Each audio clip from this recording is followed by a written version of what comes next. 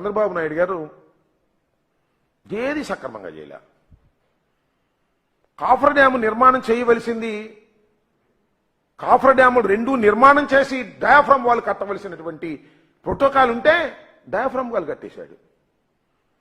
Spillway కట్టలేదు, spill channel పూర్తి చేయలేదు, అప్రోచ్ ఛానల్ పూర్తి చేయలేదు, నది డైవర్షన్ పూర్తి చేయలేదు.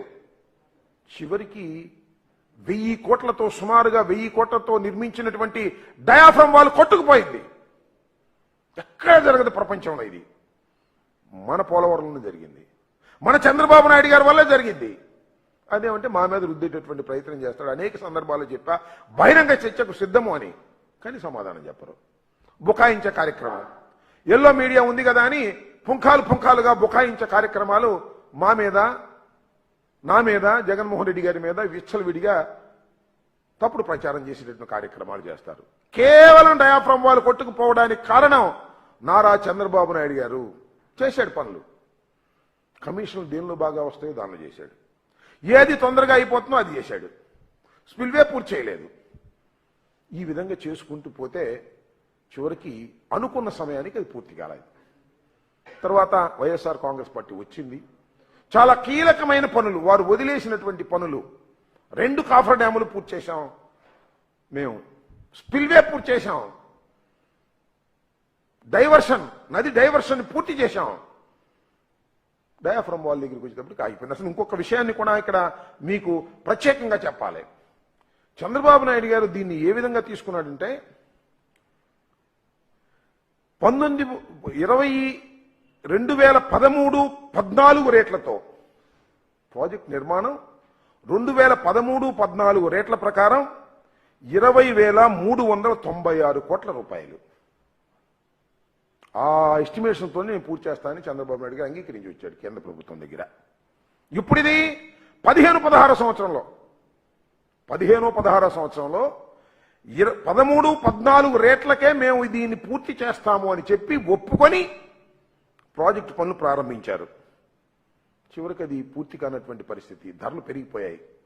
నేను మనవి చేస్తున్నా, సూటిగా చెప్తున్నా, నేను జగన్మోహన్ రెడ్డి గారు అధికారంలోకి వచ్చిన తర్వాత ఈ 13-14 రేట్లతో ఇది పూర్తి కాదు, భారమవుతుంది, పూర్తి చేయలేము అని చెప్పి ప్రధానమంత్రి గారిని పలుమార్లు కలవడం జరిగింది. 1-2 సార్లు 3 సార్లు పదుల సంఖ్యలో జగన్మోహన్ రెడ్డి గారు వెళ్లి కలిశారు. ప్రధానమంత్రి గారిని అంగీకరింపచేశారు.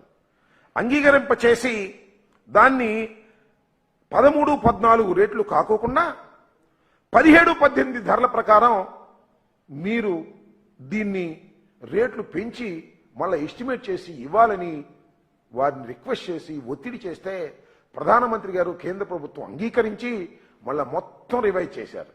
రివైజ్ చేస్తే 55,656 కోట్లుకి అంగీకారం తెలిపారు. ఇదంతా కూడా జగన్మోహన్ రెడ్డి గారి టైంలో 5 సంవత్సరాల పాటు మేము ఈ పక్కన ప్రాజెక్టు నిర్మాణాన్ని వేగవంతంగా పూర్తి చేస్తూ, ఒకవైపున కరోనా ఉన్నప్పటికీ కూడా వేగవంతంగా పూర్తి చేస్తూ ప్రధానమంత్రి గారిని కలుసుకొని ఒత్తిడి చేసి రిక్వెస్ట్ చేసి ఆ ధరలని 17-18 ప్రకారం పెంచడం జరిగింది.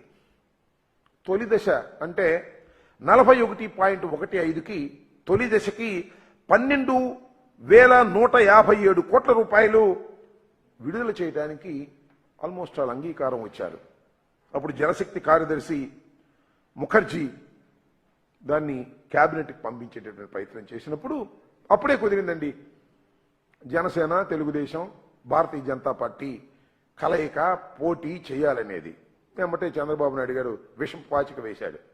ఇప్పుడు దీన్ని మీరు రిలీజ్ చేస్తే, దీన్ని మీరు అంగీకరిస్తే మాకు నష్టం జరిగింది కాబట్టి అట్ట మేనేజ్ చేసి రిలీజ్ కాకుండా చేశారు. వాస్తవంగా అయితే ఖచ్చితంగా అది జగన్మోహన్ రెడ్డి గారి టైంలోనే ఆ డబ్బులు కూడా విడుదలయ్యి పనులు సాగాల్సిన పరిస్థితి ఉంటే ఆయన దాన్ని ఆపగలిగాడు. అది జరిగిపోయింది, అది వేరే విషయం అనుకోండి.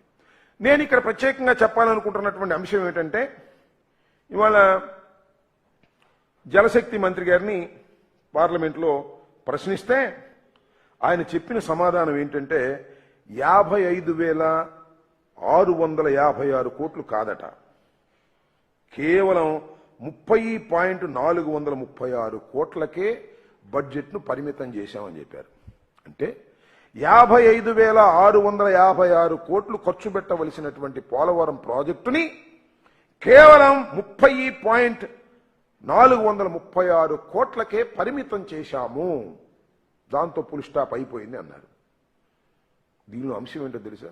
కేవలం నిర్వాసితులు పునరావాసం భూసేకరణకే 55,656 కోట్లలో 33,000 కోట్లు ఖర్చు పెట్టవలసినటువంటి పరిస్థితి ఉంటుంది. ఇలాంటి పరిస్థితుల్లో చంద్రబాబు నాయుడు గారు ఎందుకు కాముగా ఊరుకున్నాడో నాకు అర్థం కాలేదు. అంటే ఇక్కడ గమనించాల్సింది ఏంటంటే 41.15 మొదటి దశ, 45.72 సెకండ్ దశ. మొదటి దశకే నిధులు మంజూరు చేశారు, మిగతాది లేవు పోమన్నారు. దాని ఆలోచన ఏంటి? దాని అర్థం ఏంటంటే ఇక మేము ఇవ్వము అన్నారు. అంటే 41.15కు మాత్రమే ఈ పోలవరం ప్రాజెక్టు పరిమితం చేశారు. కాదని చెప్పమని అడుగుతున్నా. అనేక సందర్భాల్లో అడిగా, కాదని చెప్పండి. వీళ్ళు చెప్తారు కాదని. వీళ్ళు కాదు చెప్పాల్సింది. జలశక్తి శాఖ మంత్రి చెప్పాలా, కేంద్ర ప్రభుత్వం చెప్పాలా. దీంతో పూర్తి చేశారు. తీవ్రమైనటువంటి అన్యాయం. ఏ కలలైతే కని పోలవరం ప్రాజెక్టును ప్రారంభించామో, అంటే 45.72 మీటర్ల ఎత్తులో నీళ్లు నిలిపితే 194 టీఎంసీలు దానిలో ఉంటాయి. అప్పుడు 7,20,000 ఎకరాలకి నీరిస్తాం. కృష్ణా డెల్టాకి, గోదావరి డెల్టాకి స్థిరీకరణ చేయడానికి పనికొస్తుంది. ఉత్తరాంధ్రాకి సంబంధించి 68.8 టీఎంసీలు ఇవ్వడానికి పనికొస్తుంది. కేవలం ఇది 41.15కు మాత్రమే పరిమితం చేస్తే 115 టీఎంసీలు మాత్రమే నిల్వ చేసే అవకాశం ఉంటుంది. కేవలం అది ఎలా తయారవుతుందంటే బ్యారేజ్ లాగా తయారవుతుంది. ప్రాజెక్టు ఉండదు, బ్యారేజ్ లాగా తయారయ్యే పరిస్థితి ఉంటుంది. కానీ చంద్రబాబు నాయుడు గారు అంగీకరించారు. ఇది తీవ్రమైనటువంటి ద్రోహం ఆంధ్ర రాష్ట్రానికని మనవి చేస్తున్నా. ఏ విధంగా అయితే ఆ రోజున చంద్రబాబు నాయుడు గారు స్పెషల్ ప్యాకేజీని మంటగలిపాడో, ఇవాళ పోలవరం ప్రాజెక్టును కూడా మంటగలిపేటటువంటి కార్యక్రమానికి వాళ్ళ దిగజారిపోయాడు చంద్రబాబు నాయుడు గారు. పార్లమెంట్లో చాలా స్పష్టంగా చెబితే పార్లమెంట్ సభ్యులు కాముగా ఊరుకున్నారు. ఎందుకంటే వాళ్ళకి తెలుసు కేబినెట్లో ఇదే నిర్ణయం తీసుకుంటే కేవలం 30,436 కోట్లు మాత్రమే ఇచ్చి పోలవరం ప్రాజెక్టును పూర్తి చేస్తామని కేబినెట్లో నిర్ణయం తీసుకుంటే, మన రాష్ట్రానికి సంబంధించినటువంటి కేబినెట్ మంత్రులు కూడా సెంట్రల్ కేబినెట్లో ఉన్నారు. వాళ్ళు కూడా కిమన్నాస్తి అంటే ఏం చేస్తున్నారు? చాలా ద్రోహం చేస్తున్నారు. పోలవరం ప్రాజెక్టు నట్టేట ముంచేటటువంటి కార్యక్రమం చేస్తున్నారు. ఇది చాలా దుర్మార్గమైన విషయం అని కూడా ఈ సందర్భంగా చెప్పదలుచుకున్నా. మాట్లాడితే పోలవరం అంటాడు, మళ్ళా దోపిడీ కార్యక్రమే. మళ్ళీ ఇప్పుడు వచ్చాడు కదా, 2014-19లో సర్వనాశనం చేశాడు. మళ్ళా ఇవాళ చంద్రబాబు నాయుడు గారు వచ్చాడు. ఏం జరుగుతుంది అక్కడ పోలవరంలో? మళ్ళా సర్వనాశనం చేసే కార్యక్రమమే జరుగుతూ ఉంది. అప్పుడేమో ఏదో సోమవారం మంగళవారం ఏదో వారం వెళ్ళాడు. ఇప్పుడు వారం వెళ్ళటలా, ఎందుకో మరి తెలియదు. ఎందుకంటే కమిషన్ రావనుకున్నాడు ఏమో మరి తెలియదు, నాకు అర్థం కాల. ఈ రకంగా పోలవరాన్ని సర్వనాశనం చేసే కార్యక్రమం చేస్తూ మా మీద బురదలే కార్యక్రమాలు చేస్తున్నారు. డయాఫ్రమ్ వాళ్ళు మేము మా టైంలో కొట్టుకుపోయిందని, దానికి మేమే కారణం అనేటువంటి మాటలు మాట్లాడుతున్నారు. నేను మనవి చేస్తున్నా, ఇవాళ తీవ్రమైనటువంటి నష్టం ఆంధ్ర రాష్ట్రానికి జరుగుతూ ఉంది. పోలవరం విషయంలో చంద్రబాబు నాయుడు గారు కళ్ళు మూసుకొని కూర్చునేటువంటి కార్యక్రమం చేయటం వల్ల నష్టం జరుగుతూ ఉంది. ఇదే విషయాన్ని కేంద్ర జలశక్తి మంత్రి పార్లమెంట్లో చెబితే అందరూ నోరు మూసు కూర్చున్నారు.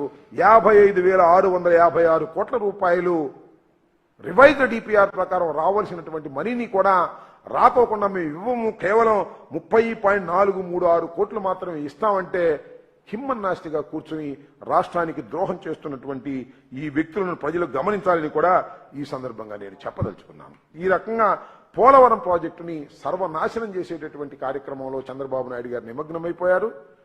పోలవరం అయినా అమరావతి అయినా క్యాషే తప్ప ప్రజల శ్రేయస్సు ఆలోచించే పరిస్థితిలో నారా చంద్రబాబు నాయుడు గారు లేరనే విషయాన్ని దయచేసి మీరు ప్రజలు గమనించాలని కూడా ఈ సందర్భంగా నేను మనవి చేస్తున్నాను. అదేవిధంగా నిన్న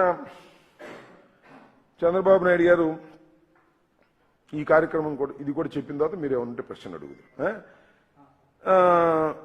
పార్వతీపురం మన్యం జిల్లా భామిని వెళ్ళాడు. డ్రామా ఇది జనరల్గా పెన్షన్లు పంచడం అనేది రొటీన్గా జరిగేదే. కానీ ప్రతి నెల చంద్రబాబు నాయుడు గారు ఒక డ్రామా ప్లాన్ చేస్తాడు. సినిమా పక్కీలో డ్రామా ప్లాన్ చేస్తాడు. దత్తపుత్రుడేమో ఒక చోటుకి వెళ్తాడు, సొంత పుత్రుడు ఒక చోటుకి వెళ్తాడు, ఈయన ఒక చోటుకి వెళ్తాడు. ఆ క్రమంలోనే పార్వతీపురం జిల్లా భామిని స్కూల్కి వెళ్ళారు. బ్రహ్మాండ సెట్టింగ్ వేశారు, క్లాస్ రూమ్లో కాదు బయట సెట్టింగ్ వేశారు. అద్భుతమైన సెట్టింగ్, సినిమా సెట్టింగ్ వేశారు. దానిలో సరే మా మీద విమర్శలు, అయ్యో చంద్రబాబు నాయుడు గారు వాళ్ళ అబ్బాయి కూడా కలిసి వెళ్ళాడు. ఇద్దరు మాట్లాడారు. ఒకసారి గమనించమంటున్నా, ఆ బెంచీలు ఎక్కడి, ఆ బోర్డులు ఎక్కడి, ఎన్ని ఎక్కడి, అక్కడ మీరు సెట్టింగ్లో పెట్టిన ప్రతిదీ కూడా జగన్మోహన్ రెడ్డి గారు నాడు నేడు మా బడి కార్యక్రమంలో సప్లై చేసినటువంటి వాటి మీదే చంద్రబాబు నాయుడు కూర్చున్నాడు. కాదని చెప్పమడుగుతున్నా. కూర్చుని జగన్మోహన్ రెడ్డి గారు విద్యా వ్యవస్థను నాశనం చేశాడని చెబుతా నోరా తాటి పట్టాని అడుగుతా ఉన్నా.